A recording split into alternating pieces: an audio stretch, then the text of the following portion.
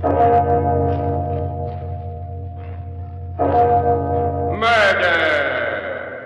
at midnight.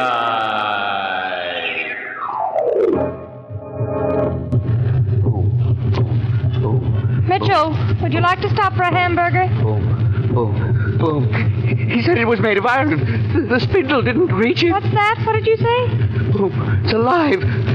Boom, boom. His heart, can't you hear it? His heart is still beating.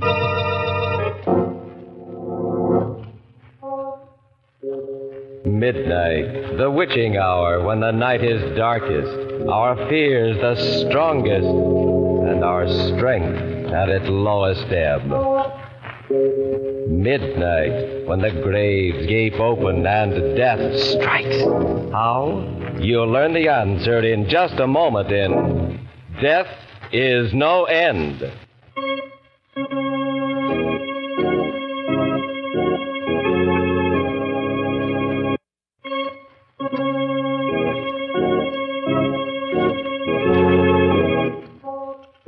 And now, Murder at Midnight. Tales of mystery and terror by radio's masters of the macabre. Our story by A.S. Guinness is Death is No End.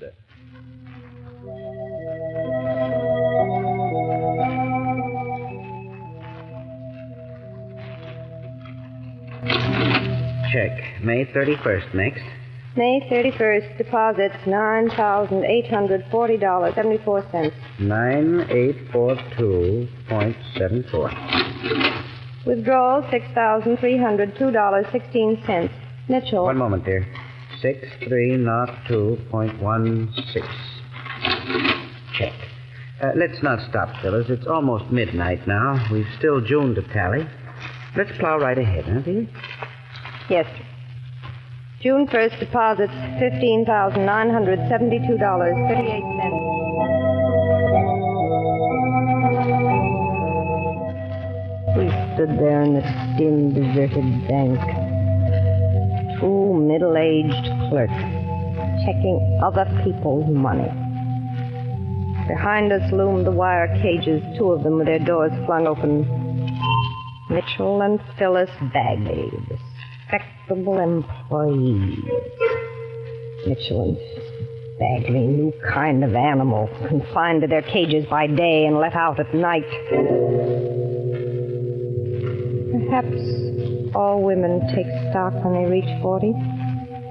Perhaps they all experience the thing I'm going through at this moment. A kind of clear, cold reality. Mitchell must have sensed the sudden surge of bitter hate. Phyllis, dear, what is it? One of your headaches? Nothing, Mitchell. Let's plow right ahead. Oh, you just wait, dear. When we leave the bank tomorrow evening and hop into our little car, 2 whole weeks in the Wisconsin woods alone together. Won't that be wonderful? Yes, Mitchell.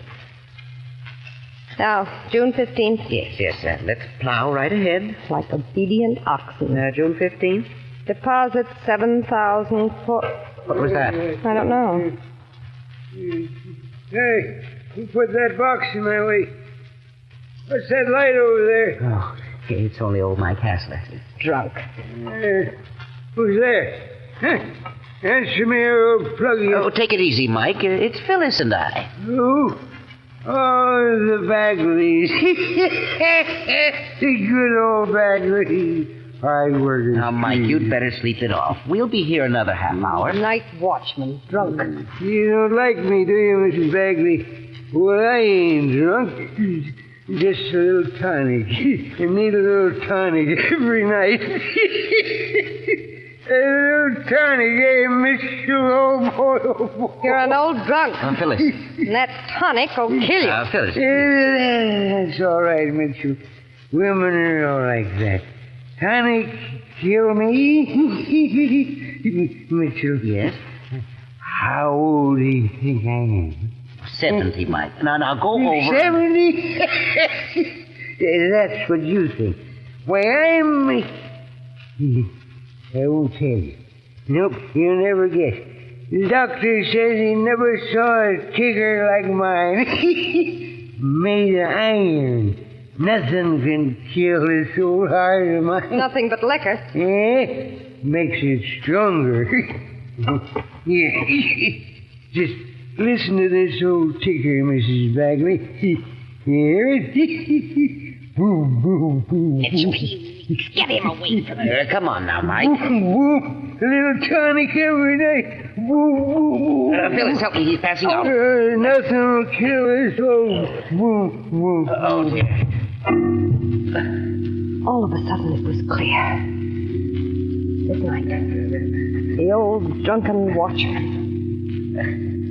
Everything was clear.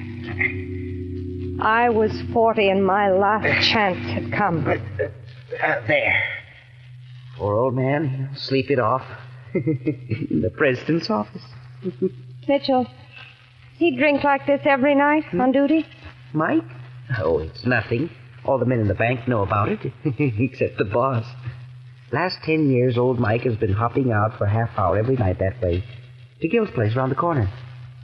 Mitchell, I'm leaving you. I'm tired of this life, earning nothing a week, always counting the money other men have made for their women. I'm leaving you, Mitchell. Phyllis! From now on, I knew every step of the way. Maybe I'd been mapping this out unconsciously for years. But now I was in the driver's seat. Phyllis, darling, dearest, why? I know we don't earn much, but... Much? $80 a week together. Tell me how to make more, Phyllis. Please, tell me anything, so long as you'll stay with me. Tell me anything, Phyllis. I did. Phyllis, do you realize what you're saying? Phyllis! Take it or leave it, Mitchell. Rob the bank? As easy as making a withdrawal, Mitchell. Now listen. We leave as planned for our vacation tomorrow after work. We come back here at 11:30 at night when that old fool Mike is out drinking. We'll be gone before he returns with $250,000 to hide in the Wisconsin woods. It's foolproof, Mitchell. And it's the only thing that'll keep me with you. Well? But Phyllis, I want you. I need you so much, Phyllis. But I'm afraid. I knew I had him. The void in him was growing bigger. And I alone could fill it.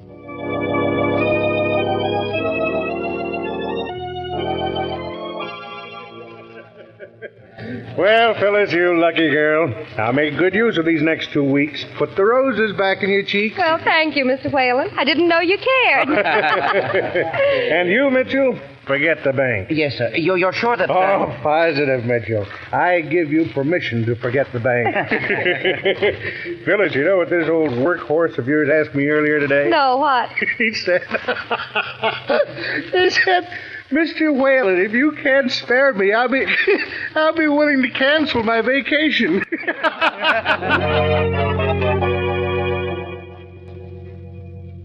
Mitchell's panic was rising as the hour drew close. I'd expected that. I knew that once up in the Wisconsin woods, I could calm his fears. 11:25 at night. We were a block away from the bank. At 11:30, we saw the old watchman leave by the back entrance. 1 minute later, we were parked in the alley beside the bank. And at work disconnecting the burglar alarm on the big safe. It's all right now, Phyllis. The alarm's off. Start on the 6th. What time is it? Stop worrying about the time. We've got 20 minutes before he returns. 20 to 12. There it is. Phyllis, it's all yours. Oh! Please, Phyllis, take it. What was that? What time is it, Phyllis? Control yourself. It's not 12 yet. I don't understand. He came back. Well, tell me what to do, Phyllis. Quick, Phyllis. Act like we're checking our books. All right. Please don't you won't remember anything. He didn't remember last night's business when he said goodbye to us this afternoon. Now, come on, stand back. Yes. Where's the adding machine? Right behind you. Oh. That.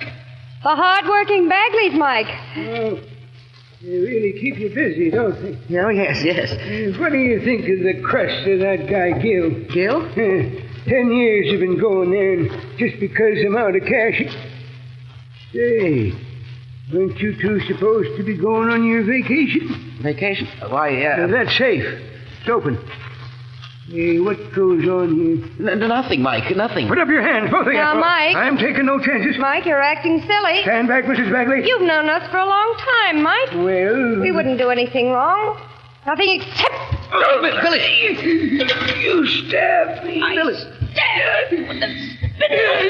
You can't kill me. You can't. Where's my gun? Stop! Stop! The spindle! Die! You missed my heart. You missed it. My heart.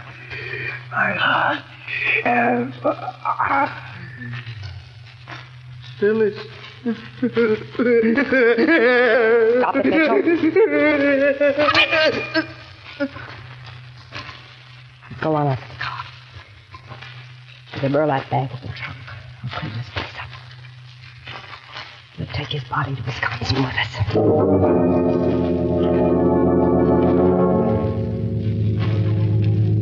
Mitchell's terror grew stronger as the night passed. I had to drive. The incident with the night watchman had destroyed what little courage he had. We were about an hour away from the woods when he had his worst attack. What's that?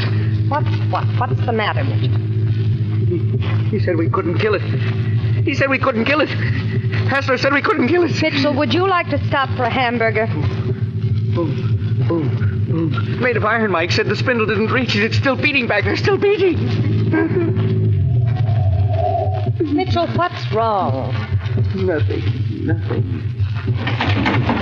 Where are you going? I thought I heard some of the tools rattling in the trunk. As long as we stopped, I'll take a look. No, don't.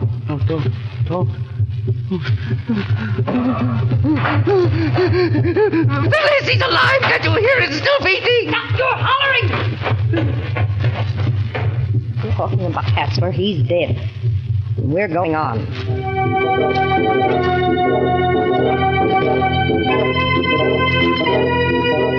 When I got back into the car, Mitchell was unconscious, fainted. I let him sleep while I drove north. I had some thinking to do. You can hide money any place. Not a body. Somehow I had to find a guide who would take us into the back country.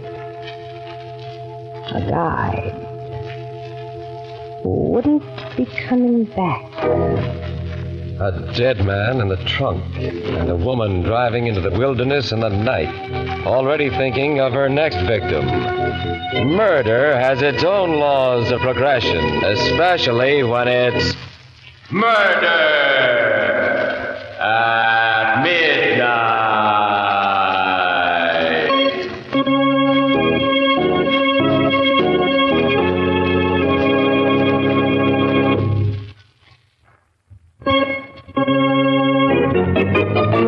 And now back to Murder at Midnight and Death is No End. In the depth of night, Phyllis Bagley drives towards the Wisconsin woods with her grim cargo. As the car crawled over the dirt roads, I kept staring through the windshield, watching for a lighted shack. Here in Indian Territory at 5 a.m, I had to locate a guide to lead us into the woods. I see a light, Phyllis. Light where? Through the trees up ahead. Turn off the headlights. It's like a lantern or a flashlight coming this way. It's an Indian. Hello. Hello? You lost? Yes, we arrived a little later than we expected, not sure of the way. No good without guide. Fishing? Yes, but we're different. We'd like a place where nobody else goes. Once I best guide up here. Now I old man. Too bad. Oh, you don't look old at all. I'll bet you're still the best guide in this territory. You very kind lady. How old do you think I am? Not more than 60, I'd say. I don't tell you. Nobody know. I got secret. Really? How to keep heart young. I tell you what, you so nice lady to me, I be your guide. You like? Well, that would be wonderful, but... We go now. Well, are you all prepared? I always ready, lady. Sleep blanket on back, ears, eyes in head. I prepared. I come in my sheet. Open the door, Mitchell. Mitchell. No, not again. Not again. My husband doesn't feel well. That's why we're up here. Oh, maybe I help him. Maybe I tell him secret of strong heart.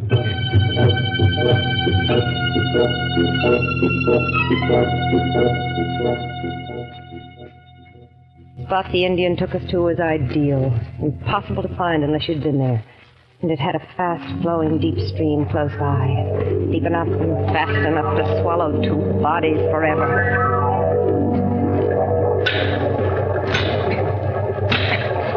Mitchell, go help him unload stuff in the car. I'll set the tent up. I'm not going near him. What's wrong with you? We're safe now. No, we're not. Safe except for you. Safe except for that Indian. Where did he come from out of the woods in the middle of the night, eager to lead us back into the woods without even going home? Why? Why did he talk about his heart like... Mitchell, you'll stop that kind of drivel or else you'll never be... Murder. It's swift, ruthless murder. The cold kind. What's that? Mike Hassler's widow from her hospital bed keeps sending out the same pitiful cry. It's the car radio, of course. Why? You must have left it on. Police, meanwhile, lean to the theory that Mike Hassler robbed the bank and disappeared. They claim as proof that the old man was irresponsible and heavily in debt.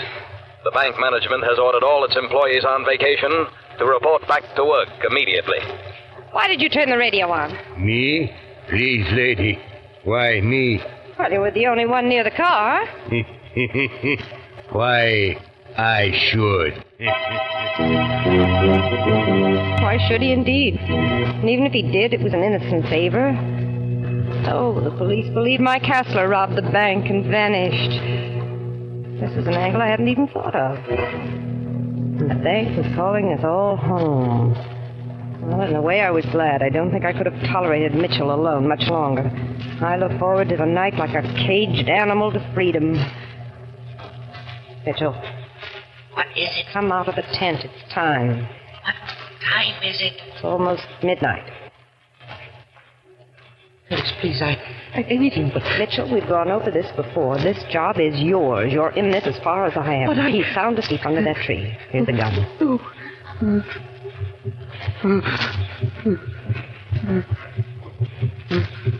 Mitchell shook like a man with fever. Every step closer to the Indian seemed to weigh him down further. I was determined that as long as we were involved in murder, Mitchell must not remain only partly guilty. His gun hand rose slowly, then... I can't! I didn't mean to. I didn't want But to. you did. Come on. We've got to get them into the stream, both of them.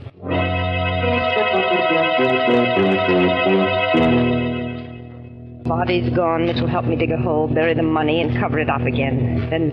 That is fine, Phyllis. Very. Light a cigarette for me, Mitchell. My hands are dirty. Mike Hassler is alive.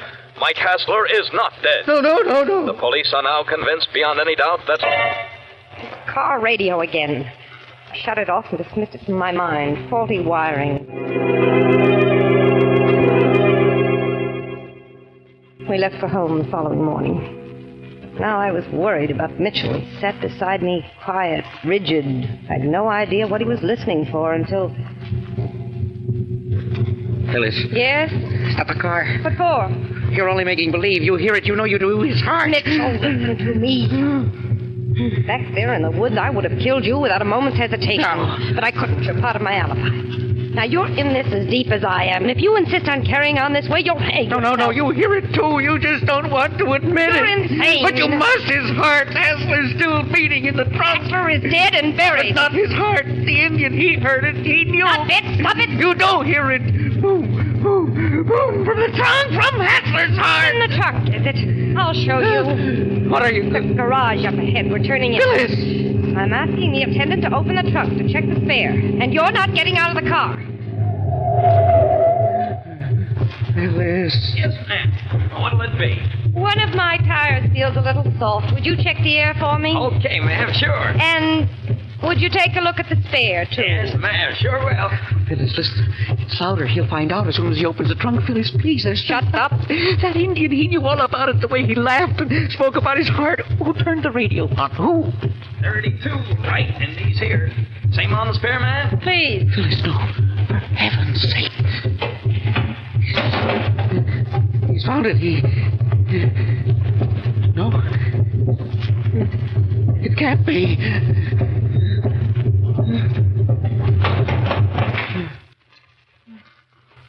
They're all okay, ma'am.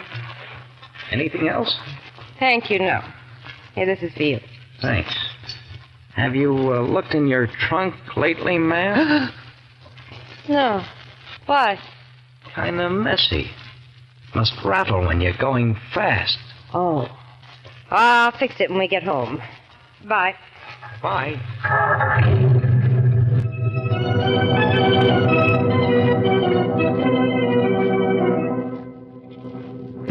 Well, where's your heartbeat? You heard him, didn't you? A rattle. Tooled rattling. Where's your beating heart now? I don't hear it. I don't hear a thing. Phyllis, you better pull over. Let them pass. What is it, an ambulance? Police. Pull over, lady.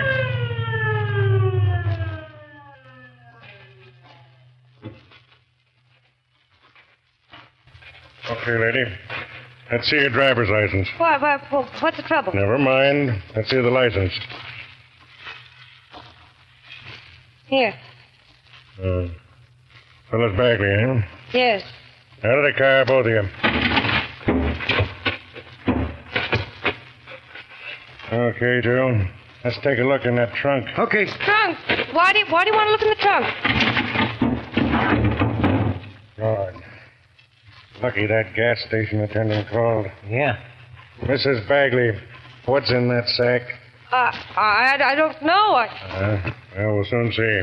Give me a hand, Joe. Okay.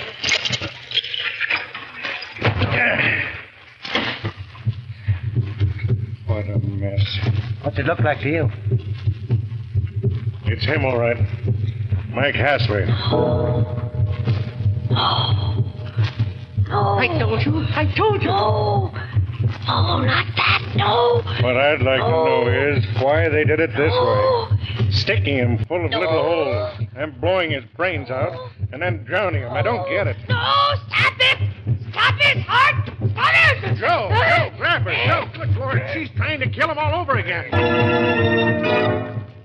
A man may be dead, but death is no end, for his heart will go on beating endlessly in the brain of the murderer, endlessly until a gallows trap is sprung, and the murderer's brain, too, is dead, having paid in full the price for murder at midnight.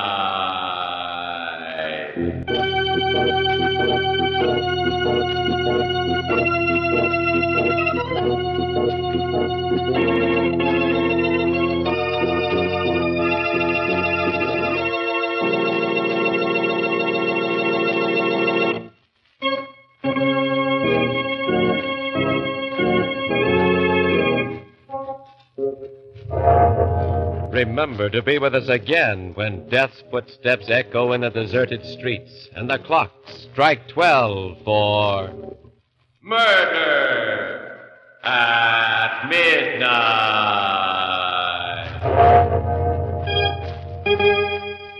Elspeth Eric and Louis Van Rooten were heard as Mrs. and Mr. Bagley. With music by Charles Paul, Murder at Midnight was directed by Anton M. Leader.